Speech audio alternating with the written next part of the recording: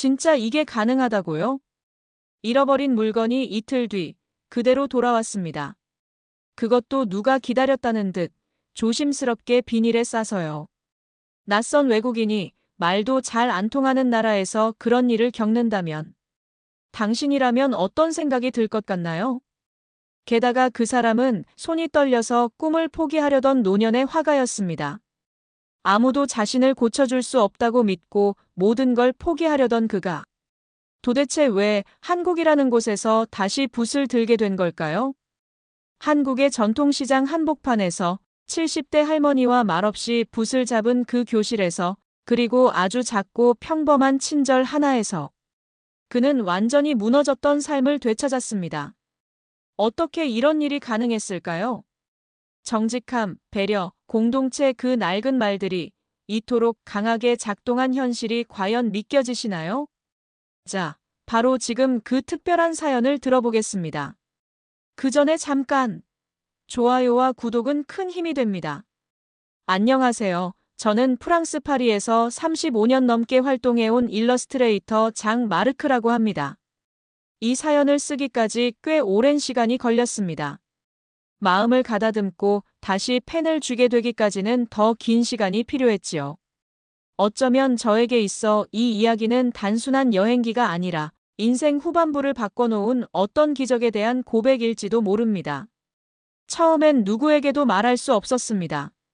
제 손이 떨리기 시작했을 때 말이죠.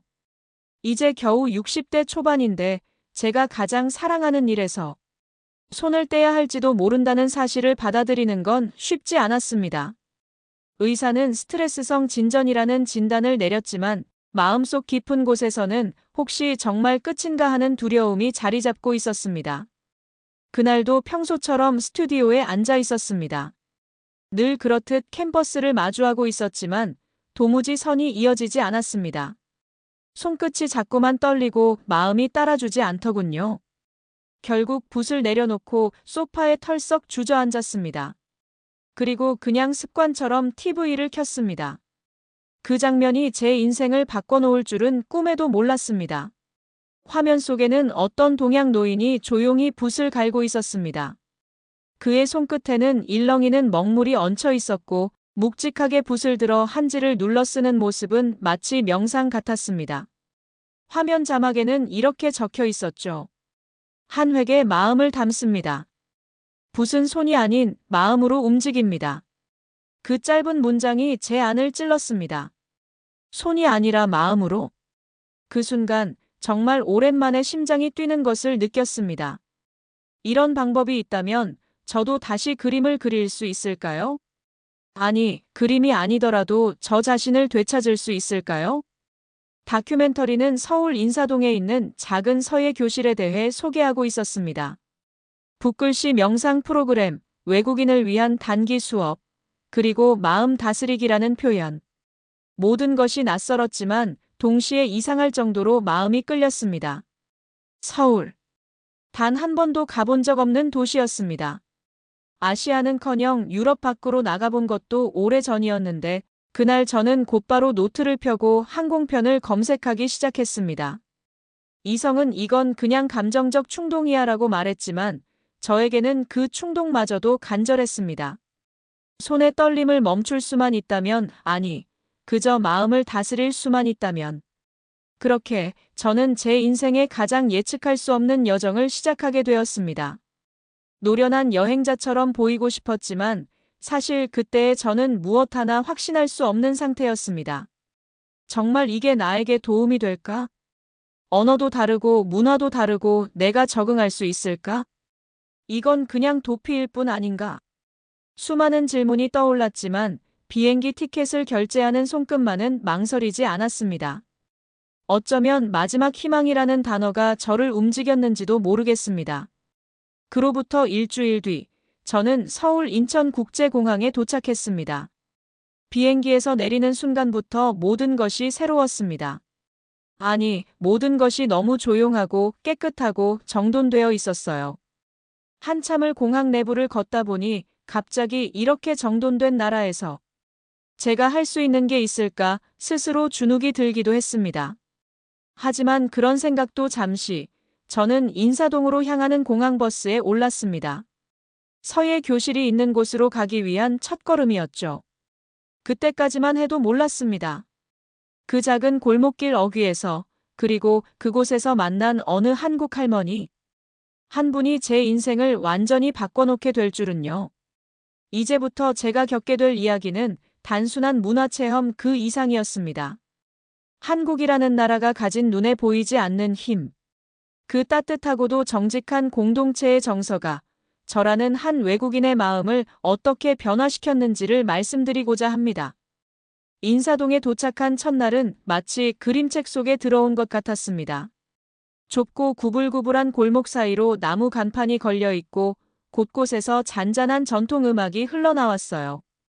길거리를 걷다 우연히 마주친 찻집에서는 노부부가 차를 내리고 있었고 어린아이는 어머니 손을 잡고 떡집 앞에서 무엇을 고를지 고민하더군요. 모든 것이 조용하고 따뜻하고 차분했습니다. 파리의 빠르고 복잡한 일상과는 너무도 대조적인 풍경이었죠. 제가 참여하게 된 서예 수업은 인사동 끝자락 한옥 구조의 작은 건물에서 진행되었습니다. 간판도 없이 묵심이라 적힌 작은 나무 팻말이 달려 있었고 문을 열고 들어가자 은은한 먹냄새와 따뜻한 온돌의 기운이 느껴졌습니다. 그곳에서 저는 정옥 선생님을 처음 만났습니다. 안녕하세요. 멀리서 오셨다고요? 그분은 70대 중반쯤 되어 보였고 작은 키에 단정한 한복을 입고 계셨습니다. 저를 보자마자 먼저 다가오시며 부드럽게 인사를 건네주셨어요. 처음엔 언어가 걱정이었지만 서툰 영어와 손짓, 그리고 따뜻한 눈빛만으로도 충분히 마음이 전달되었습니다. 그분은 저를 마르크 씨라고 부르며 천천히 수업을 시작하셨습니다. 첫날 수업에서는 단지 먹을 가는 법만 배웠습니다. 이건 단순한 준비가 아니에요. 먹을 가는 시간은 마음을 가는 시간이랍니다. 선생님의 이 말이 아직도 잊히지 않습니다. 검은 먹이 서서히 물에 녹아들며 진해지는 그 과정이 마치 제 안의 긴장과 두려움이 조금씩 풀어지는 느낌이었죠. 수업은 하루 2시간씩 주 4회로 진행됐습니다. 말이 통하지 않기에 설명은 짧고 단순했지만 붓의 각도, 손의 위치, 호흡의 길이 하나하나를 몸으로 익혀야 했습니다. 처음엔 제 손이 여전히 떨려 한 획조차 제대로 긋지 못했습니다. 하지만 이상하게도 그 시간이 저에게는 너무나도 소중하게 느껴졌습니다. 실패해도 괜찮다고 천천히 하면 된다고 말씀해 주시던 정옥 선생님의 눈빛에서 저는 무언가를 느꼈습니다. 그것은 단순한 교육이 아니라 진심 어린 격려였어요. 며칠이 지나자 저는 그 교실의 리듬에 점점 익숙해졌습니다. 수업 전에 함께 마시는 차 한 잔, 글자를 쓰기 전 서로의 안부를 묻는 시간, 그리고 수업이 끝난 뒤 인근 시장까지 함께 걸어가는 일상까지. 그 모든 것이 저에게는 잊고 있었던 사람 사는 따뜻한 삶이었습니다. 특히 정옥 선생님과의 교감은 하루하루 깊어졌습니다. 어느 날 제가 쓴 글씨를 보시곤 조용히 말씀하셨죠. 마르크 씨, 오늘은 떨림이 덜했어요. 마음이 조금 가벼워졌나요? 저는 깜짝 놀랐습니다. 정말로 그날은 손에 떨림이 줄었거든요. 의사도 해결하지 못한 문제를 이 작은 서예 교실과 정옥 선생님이 치유해주고 있다는 사실에 놀라고 말았습니다. 그날 밤 저는 숙소에서 처음으로 붓을 들고 스케치를 해보았습니다. 몇 년 만이었는지 기억도 나지 않을 만큼 오랜만에 그림이 제 손에서 자연스럽게 흘러나오기 시작했어요. 비록 아직 미세한 떨림이 있었지만 그건 이제 저를 막지 않았습니다. 그림을 다시 그릴 수 있을지도 모른다는 희망이 저를 다시 살게 했습니다. 그리고 저는 점점 한국이라는 나라 자체에 매료되기 시작했습니다. 복잡하지 않게 살아가는 사람들, 남의 일도 나서서 도와주는 모습, 누구 하나 서두르지 않고 자신의 삶의 리듬을 지키는 문화. 이곳은 단순히 글씨를 배우는 곳이 아니었습니다. 이곳은 마음을 되찾는 공간이었고 저에게는 삶의 의미를 다시 배우는 과정이었습니다. 그리고 그 따뜻한 일상 속에서 제가 한국이라는 나라를 더 깊이 이해하게 된 계기가 찾아오게 됩니다. 그건 바로 아주 평범한 하루에 일어난 아주 특별한 작은 사건 때문이었습니다. 그날은 조금 특별한 날이었습니다. 수업이 없는 날이었기에 정옥 선생님께서 시장 구경을 추천해 주셨거든요. 인사동 옆 종로호가 전통시장에 가보세요. 사람 사는 냄새 나서 좋답니다. 그 말대로 저는 붓과 스케치북을 가방에 넣고 종로의 큰 전통시장으로 향했습니다. 비 오는 날이었지만 오히려 시장의 활기와 어우러져 더 감성적인 풍경이 펼쳐졌어요. 저는 시장 곳곳을 돌며 상인들의 움직임, 색감, 소리, 표정들을 스케치하기 시작했습니다. 익숙하지 않은 풍경이었지만 모든 것이 그 자체로 예술이었습니다. 김치가 담긴 항아리, 두부를 써는 아저씨의 손, 가래떡을 자르며 웃는 아주머니의 얼굴. 그 모든 것이 붓끝에서 살아 움직였습니다. 그렇게 몇 시간 동안 몰두하다 시장 입구의 찻집에 잠시 들러 따뜻한 유자차를 마셨습니다. 그곳에서 스케치북을 꺼내 작품들을 다시 보며 뿌듯한 기분을 느꼈죠. 하지만 그 찻집을 나선 후 가방이 너무 가볍다는 걸 느꼈습니다. 순간 심장이 쿵 내려앉았습니다. 스케치북이 없어진 것입니다. 찻집, 시장길, 좌판, 주변 가게까지 다시 샅샅이 뒤졌지만 어디에도 없었습니다.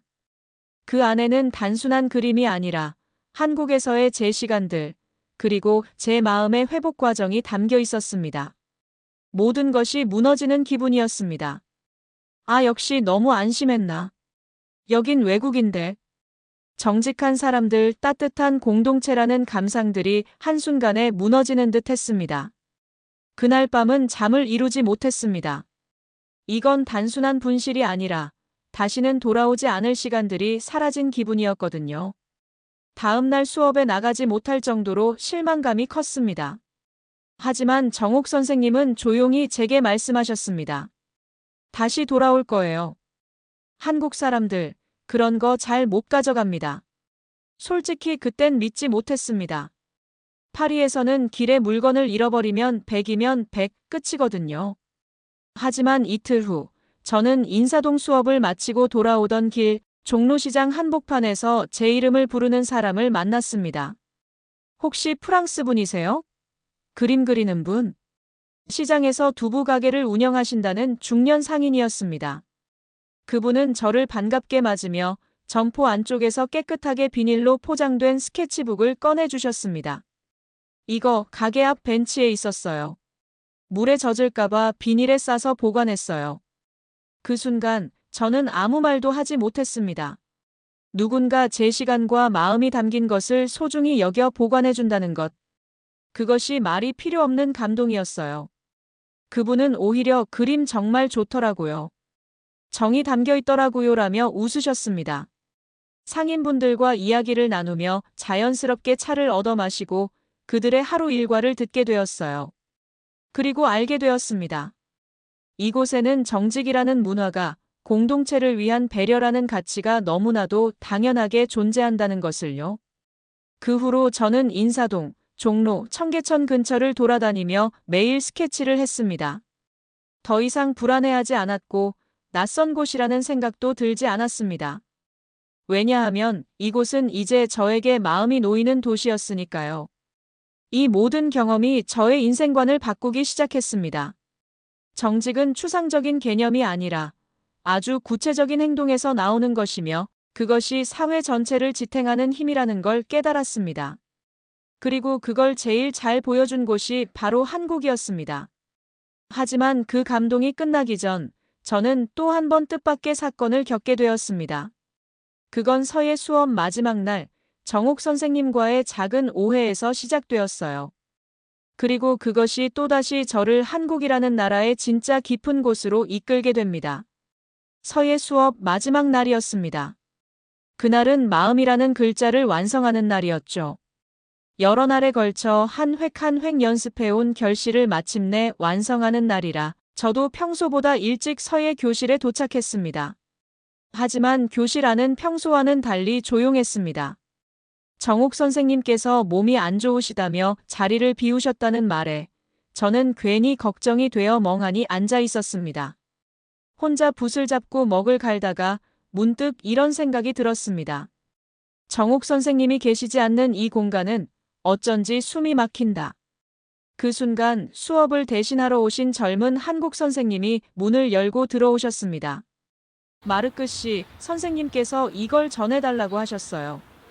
그분은 조심스럽게 작은 봉투 하나를 건네주셨습니다. 그 안에는 제가 그동안 쓴 붓글씨와 함께 선생님께서 손수 쓰신 한 통의 편지가 들어 있었습니다. 붓은 손이 아닌 마음으로 움직입니다. 마르크 씨의 손이 이제는 떨리지 않는 이유는 당신의 마음이 한국이라는 공동체 안에서 안정을 찾았기 때문일 겁니다. 그 무엇보다 제게 그림을 통해 삶을 다시 사랑하게 되는 사람이 있다는 사실이 큰 기쁨이었습니다. 언제든 서울로 돌아오세요. 여긴 당신의 두 번째 집입니다. 그 편지를 읽는 순간 저는 눈물을 참지 못했습니다. 손끝이 떨리던 그 시절의 절망감부터 스케치북을 잃어버렸을 때의 상실감, 그리고 그 모든 것을 채워준 한국의 사람들과 공동체. 그 모든 기억이 밀려들었습니다. 그날 밤 저는 제 SNS 계정에 조용히 사진과 글을 올렸습니다. 서예 교실에서 쓴 마음이라는 한자, 스케치북에 담긴 종로시장의 풍경들, 그리고 정옥 선생님께 받은 편지. 그리고 이렇게 썼습니다. 이 도시에는 정직이 존재합니다. 잃어버린 것을 되돌려주는 사람들이 있고, 낯선 이에게 손을 내밀 줄 아는 이웃들이 있고, 말이 통하지 않아도 마음을 나눌 수 있는 공동체가 있습니다. 나는 지금 서울에서 다시 그림을 그리고 있습니다. 그 게시물은 예상치 못한 반응을 일으켰습니다.